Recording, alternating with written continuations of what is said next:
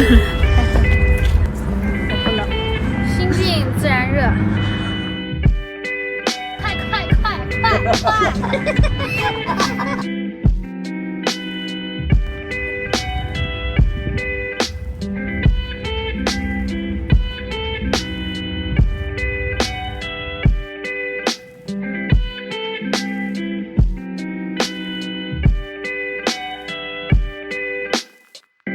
甩起来会好一点。对，动了。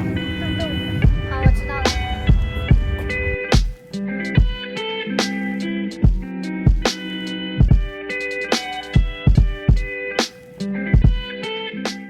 现在呢，我穿上了外套，因为立马要去录室外的一个趴了。这一趴是干什么呢？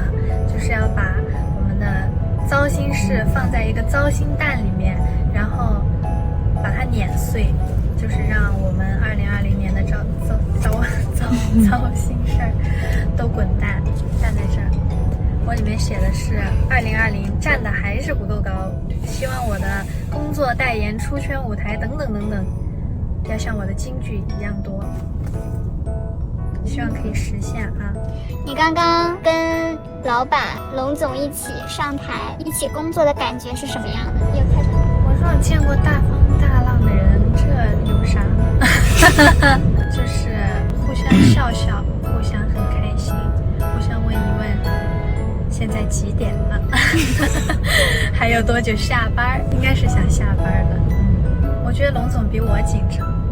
真的吗？一直在 cue 他，需要做各种的应对，就反正也不用想啥，他坐在我旁边，就把我照顾得很好。Q 的那些梗都不朝着我来，都会朝着他去的，一切的箭他都会帮我挡下的那种感觉。龙总的临场反应还是一绝，因为一直在被 Q， 他的反应都非常的镇定，有被保护到。一上台他就跟我说，没啥紧张吧？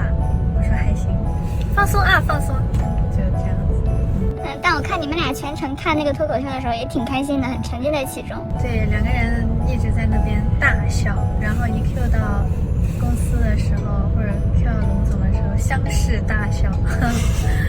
这个应该算是你第一次亲临现场去感受脱口秀，有没有觉得就是有什么不一样的，或者是有什么新的感受？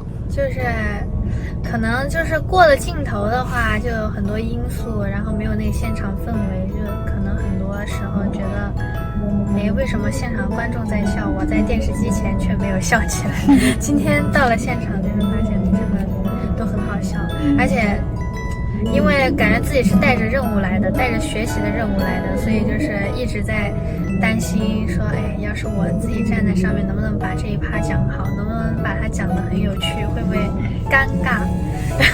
一直在那边看，哎，对面提词器，如果是我在那讲，我能看得清吗？会不会跳过了我说的某一段？就一直在想这些问题。那有没有就是哪个脱口秀老师就让你印象特别深刻的？